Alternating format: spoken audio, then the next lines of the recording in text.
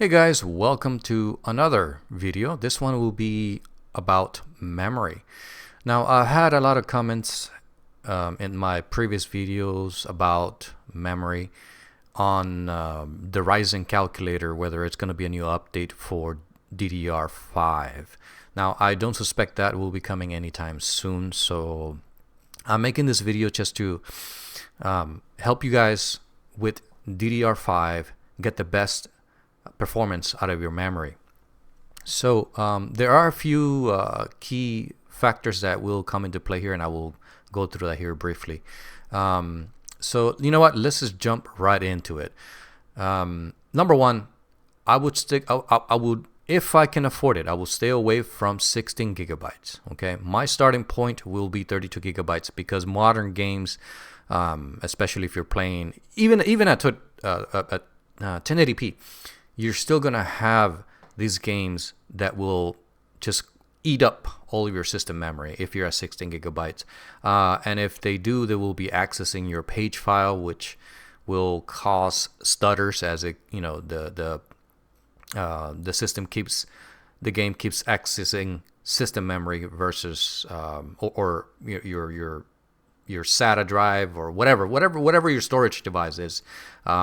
If it keeps switching between RAM and your system page file, you will see stutters, you will see dips in your games, and it'll just be a mess. So stay away from 16 gigabytes at this point. If you cannot afford it, of course, 16 gigabytes will get you there until you can get another kit that will bump you up to 32. But my starting point, if you can afford it, will be 32 gigabytes. All right, that's out of the way. I live in Norway, so this is not $1,400. It's actually, you know what? For the sake of this video, forget this last number here. Okay, so we just take this last number and focus on this here. So right now, $100 is about 1,000 kroner, around there, roughly around there. So this will be $140. Ideally, this is not accurate because in the US, this kit will actually be a lot cheaper. It'll be more like $100 rather than 140. So just don't even look at the price. This is irrelevant. Okay, so my point is here. So if we look at this kit here, 32 gigabytes, you see how it's 40, 40, 40, 77. Stay away from this. This is not Hynix. You want Hynix A die or M die. If you already know what your ICs are, good for you, because that'll make this whole process a lot easier. If you do not know what type of ICs you have, you want to download Typhoon Burner and check what your RAM, you know, what type of ICs you have. I made a video about that. It's in my channel. You have to look it up. Maybe I'll put a link in the description. So again, if it starts with C40 here, like you see here, stay away from these kits. You want this to start, and just to get this out of the way, there may be some kits out there in a while that have Hynix ICs with this type of like, you know, clock latency, whatever, at 40 and 5200 megahertz. There may be, but usually this is Micron or Samsung, so you want to stay away from that. 9 out of 10 times that's what it will be. The kits that you're looking for are something like this. This is the exact same kit that I have in my system. 32 gigabytes, CL36. This will immediately tell you that this is Hynix, either M die or A die. Both are good. Don't worry about, you know, that particular point there. You want to scroll down, see where it says 1.25 volts. That'll give you the Expo 5600 at 36, 38, 38. This is Hynix, okay?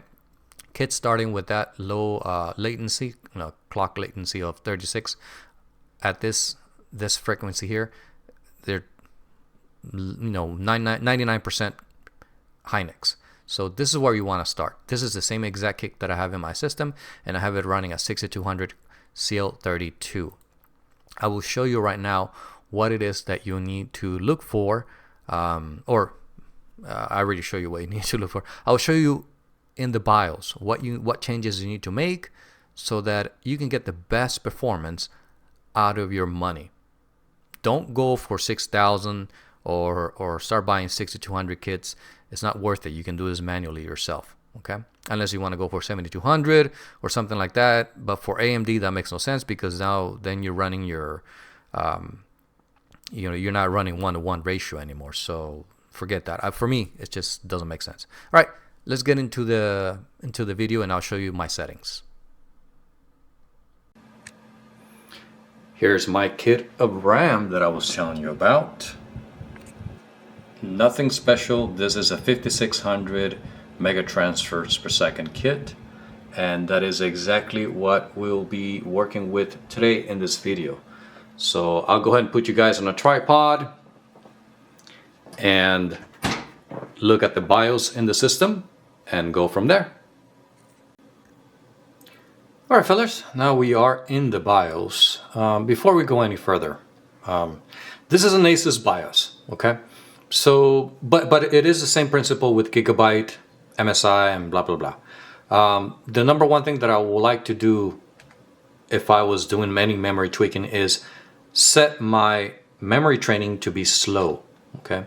For Asus, you have to disable fast boot. Yes, this will add time to your booting, but it will make sure that memory training is done correctly. I prefer have a slow boot than having a system that is not stable. I don't know about you, but yeah. So okay, that's out of the way. In MSI, it'll be an option somewhere down here close to the memory settings. It'll say fast memory training or slow memory training or disable blah blah blah. You want slow memory training, so enable that. All right, so to overclock this 5600 mega transfers per second kit, first thing you want to do is enable your Expo 1 profile. You can, in this BIOS you have many options. I'm not going to go into that. I'm just going to enable the first. So the first option. We're going to work on top of that. Okay, that'll set your voltages and your other settings that are not visible in the BIOS that you cannot change, but are enabled when you select XMP or Expo. Those settings are important. The next thing is, okay, what frequency do you want? Do you want 6,000? Do you want 5,800, 6,200? You set that up here. Okay, I am at 6,200, so that's where I will set that. I will not touch your Infinity Fabric, your FCLK, leave that alone. This will be 1-to-1 ratio, or not your Infinity Fabric, but your memory controller will be 1-to-1 ratio on Ryzen 7000, so no need to tweak this out. Leave this. This will be set to 2000 megahertz or something like that. Anyway, so 6,200. In your case, if you want to go to 6,000, that's up to you. The next thing is make sure that your memory has the correct voltage. The Expo profile on this kit sets it to 1.35 volts. That should be plenty of power for 6,000 and 6,200 mega transfers. So no need to tweak that out. If you want, you can go to 1.4 or 1.45. If you want to go for a higher frequency, it's up to you. There's many kits out there being sold at 1.45, so no need to worry there. Obviously, this is on Hynix A die or M die. Okay, so the next thing that you need to do is set up your timings.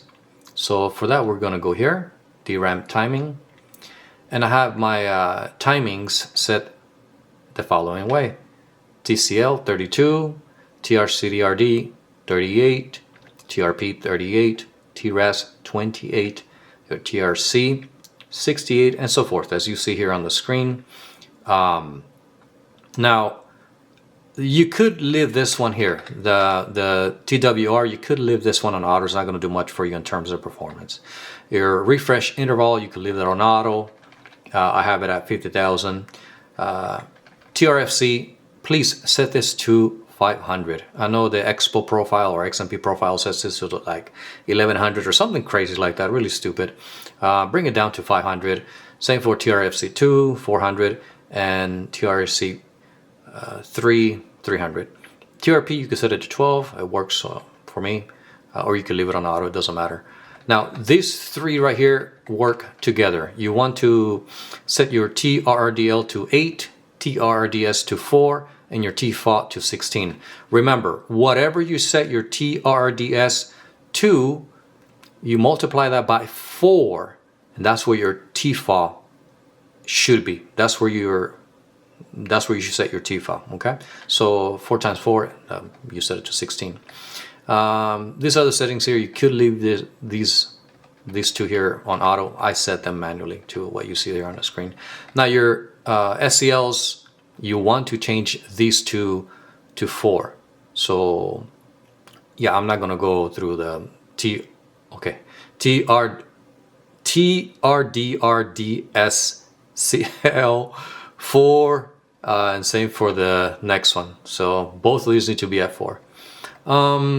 TWRRD, you could set this to 2. It works with my kit.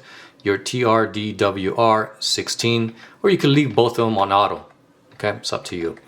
Everything else, as you see here, is set to auto. I did not tweak anything else out because it's not going to give you any extra oomph or extra performance. It's just not going to happen. All right, so that's it. That's all the changes you need to make if you bought a kit that had Hynix ICs on it. This right here should work for you. Yeah. All right. So I hope this helps. I know there's a lot of you guys wondering if there's going to be DRAM calculator coming up in the future for DDR5. I really don't see that coming up in the future. So for now, you're just going to have to experiment yourselves manually. This is what works for me with my Hynix kits. And it should work for you as well. You can set this all the way up to 6400 with the same settings, except you may have to go to 1.4 on your voltage, but everything else should work. Maybe your TCL, you should probably set it to 34 instead of 32, just for, stability's sake. Anyway, that's all I got for now, guys. I hope this was helpful to you, and this answers some of your questions you have left me in the comment sections. Also, if you haven't subscribed, please do so and leave me a comment. And a like. This helps the channel grow. I would really appreciate it. And I'll also answer all of your comments. I read all of your comments, and I try to respond to as many as I can. So I'll see you guys in the next one. Take care. Bye-bye.